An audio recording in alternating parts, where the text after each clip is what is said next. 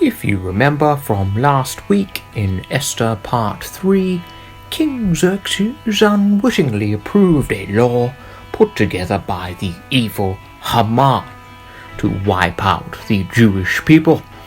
Haman mainly made this law because he didn't like Mordecai, Esther's cousin, who would not bow down to him when he rode past. Now this week, the plot thickens. Now Mordecai, who also worked in the palace of King Xerxes, heard that this terrible law had been signed off and orchestrated by the evil Haman. He mourned and was very sad, as were many other Jews throughout Persia. Esther noticed that Mordecai was very upset. She asked him why he was so sad. He said, "Esther, the evil Haman has plans to wipe out all the Jews. Not even you are safe, being queen and all. You must go and tell the king.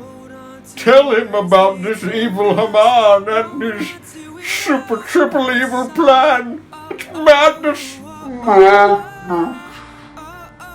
But Mordecai, the king hadn't asked to see me in 30 days. You know the law. If I go into his court without him asking for me to come, and he doesn't hold out the golden scepter, the punishment is death.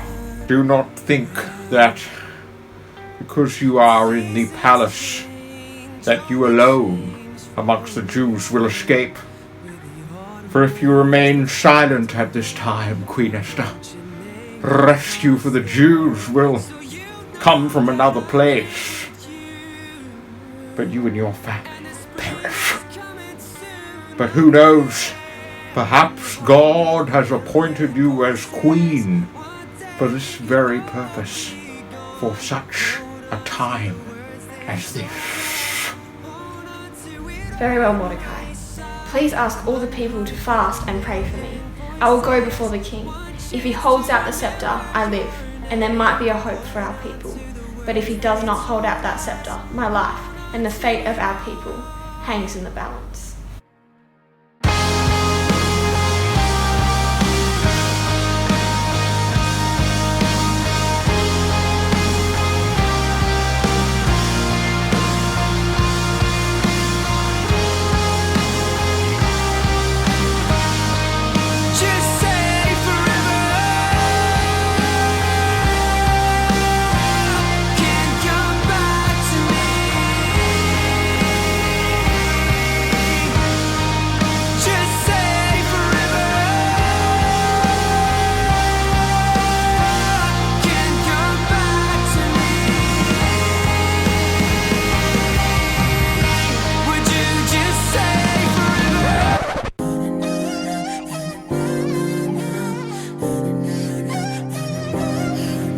Attack, you have outdone yourself this evening.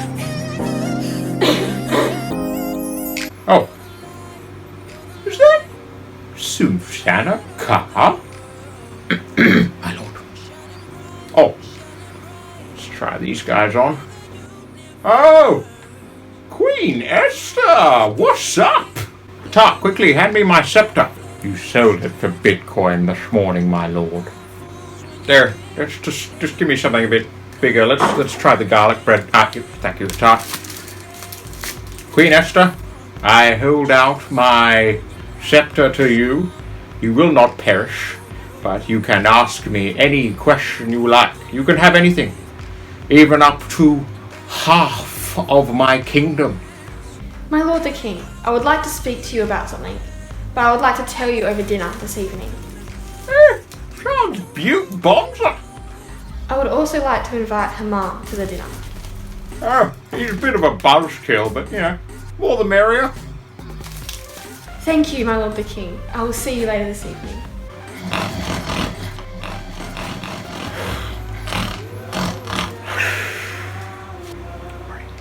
I'll sort it.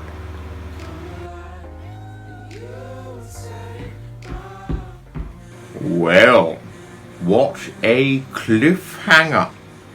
Now next week, we get to see what happens at that dinner with Haman, Esther, and the king. Now, just for this week, our takeaway, again, is quite simple. And it's this. Are you willing to stand up for what is right or good, even if it means you lose friends, or it costs you in some way, or people even make fun of you for doing so?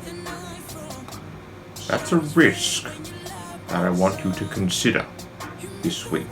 Now, Esther obviously risked her life. I'm not telling you to put your life in danger in any way, but the concept remains true.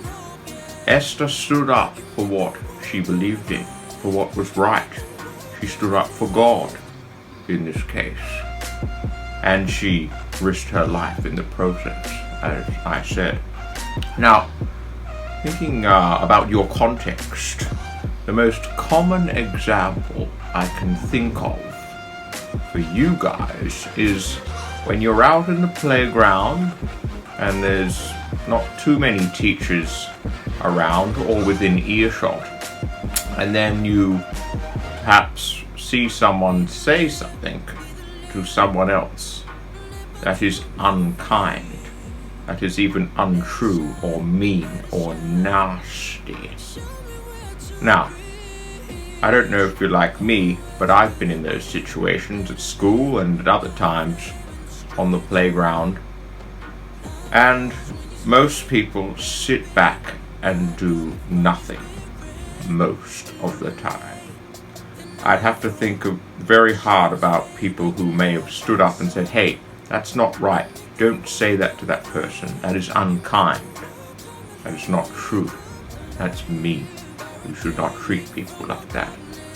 I can't think of many instances where that happened, which is very sad, which makes today's challenge and takeaway even more important. You see, it happens a lot. People make... Sorry, I've got something in my tooth.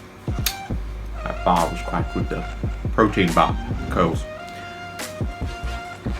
Out on the playground, as I said, it happens too often. Far too often. You need to be that person. You need to be like Esther. You need to stand up for what is true and right, or even stand up for Jesus or God in some cases. Depends on the situation. So when you see that person say something mean to someone else, remember from last week, you don't react in an angry or inflammatory way, like you've just set yourself on fire. You're calm, and you say, that's not true. Don't say that to that person. That is unkind. You may want to speak to a teacher as well. I would highly recommend that. But one small thing, or big thing I should say, that you can do is stand up for what is right. Stand up for people who are being oppressed or maligned or bullied or speaking ill of or mistreated. You can do it. Think of Esther. Now, it troubles me to think of why we don't do this more often. And I think the main reason is what we call peer pressure, or what other people will think of us. So we might think, oh, someone, that bully or that person who's being mean might then target me or say something mean about me. Or I might lose a few friends here and there. Now, if that person is then mean to you, then clearly they're not a great person to be friends with.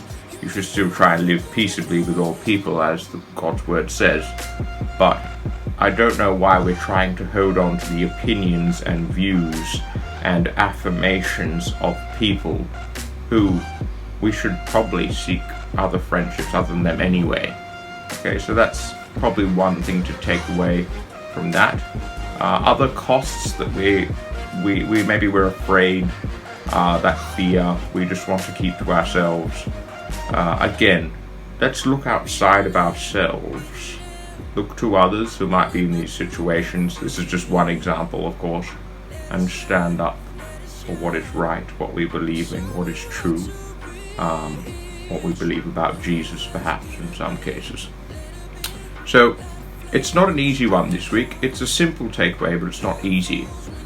And I'd like to leave you with these words of Jesus to finish. This is from Matthew 5, verses 9 to 10. Blessed are the peacemakers, for they will be called children of God. Blessed are those who are ill-treated because of Jesus, for theirs is the kingdom of heaven. I'll see you next week.